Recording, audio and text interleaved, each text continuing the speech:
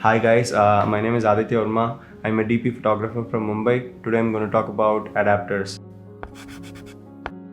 Before talking about adapters, let's talk a little bit about camera mounts. Every manufacturer has their own mount name for the ease of separating from others. Like say Sony has E mount, Canon has EF mount or the new RF mount, Panasonic has Micro Four Third mount or the new L mount which they share with Leica and Sigma. Fujifilm has X mount.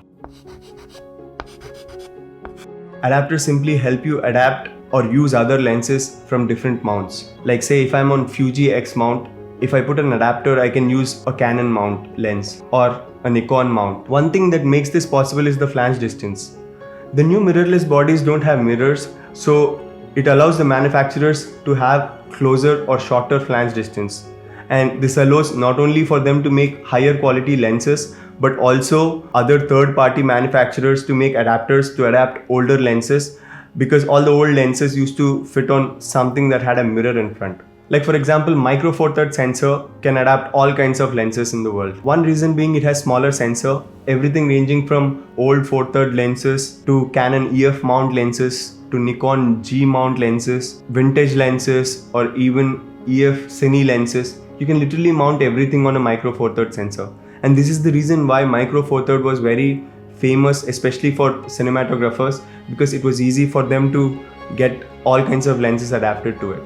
As the sensor size grows, the adaptability of the lenses becomes limited. A cropped sensor, the number of lenses that you can use will be lesser than Micro Four Thirds.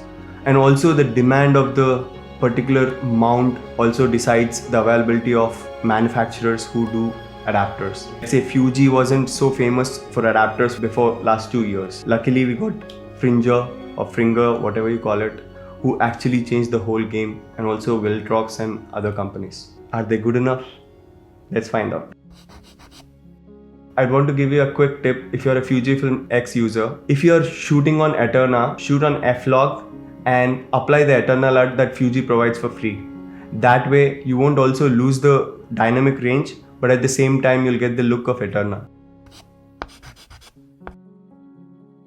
Cinematographers and photographers around the world are making the essential switch from say DSLR to mirrorless. Even the camera manufacturers are slowly stopping their manufacturing of the cameras. Like Sony has completely tanked their DSLR lineup. Canon is almost getting there.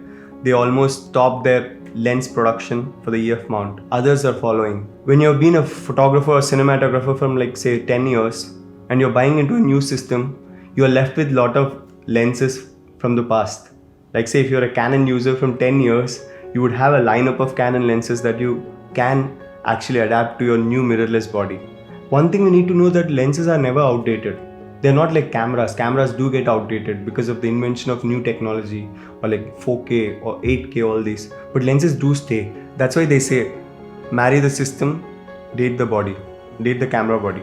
So some manufacturers like Metabones, Viltrox, Sigma, they came up with these adapters where we can make use of our older lenses or we can use the lenses that we already had. I love to use vintage lenses or anamorphic lenses. So for someone like me who is on Fujifilm or X mount, the only way is to adapt it to either to EF or PL mount. So some people also use adapters for their creative choice.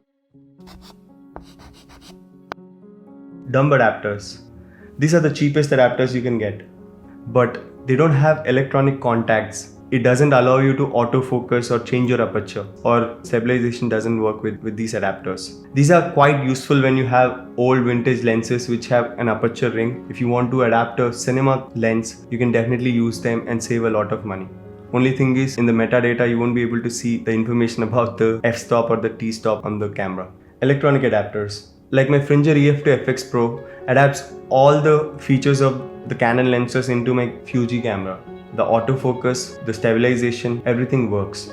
But I can't say seamlessly. Definitely it won't be as good as how it performs in the native mount. Having said that, some of my Canon lenses perform surprisingly really well with my Fuji camera. And so is the case. The adapters on the Sony has come a long way. The autofocus seems to be quite reliable. And going further, I'd say it's gonna only get better from here. But they are a bit expensive. And also it depends on from brand to brand. all the features of the lenses do work. Speed boosters. These adapters have glass inside. It magnifies the size of your sensor to make it closer to, say, bigger sensor, and also to allocate the advantages of having a full frame sensor in a smaller body and with various other advantages. Like Micro Four Thirds has better rolling shutter. So these adapters gives you advantages of all the Micro Four Thirds. At the same time, it gives you that shallow depth of field, that full frame look that you've always longed for. And not only that, it allows one stop of extra light into the sensor, which makes it better in low light situations, gives you better bokeh, but it does come with few caveats.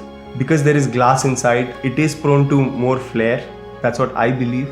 And also, especially this one, the autofocus is not that reliable. The bokeh in the back has this swirly look, which some people might really love or some people might not. Image quality kind of remains the same, or some people believe the speed boosters enhances the image, which probably you might have to test it for yourself. Specialty adapters. Canon, with their introduction of the RF mount, they introduced these adapters which help you insert a filter in between camera and an old EF lens.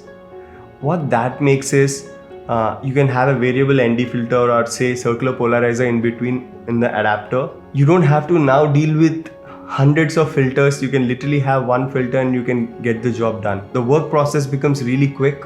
You don't have to keep shuffling ND filters from one mount to another, and it just makes it much more easier and comfortable.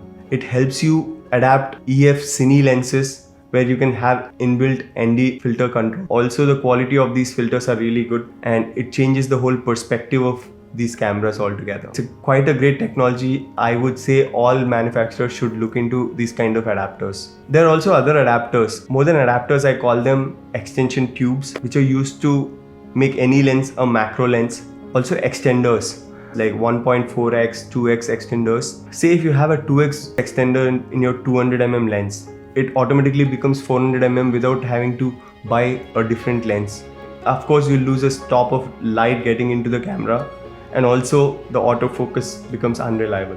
With no doubts, I do recommend the adapters. They are definitely very helpful in saving a lot of money, especially when you are shifting into a new system. There's a lot of cost involved. I would say definitely make use of your older lens. Going into a Sony or a Fujifilm system, you'll be quite surprised to see how well your old lenses can perform on these bodies. Some of my favorite adapters that I always use are the Metabones EF2 Micro Four Third Speed Booster, Fringer EF2 FX Pro 2, and the Canon's ND Filter 1. That's all for the class today. If you like what I'm doing, please consider subscribing to the channel. I'm going to try and do the whole series. And if you have any doubts regarding the adapters, please leave them below in the comment section. Bye.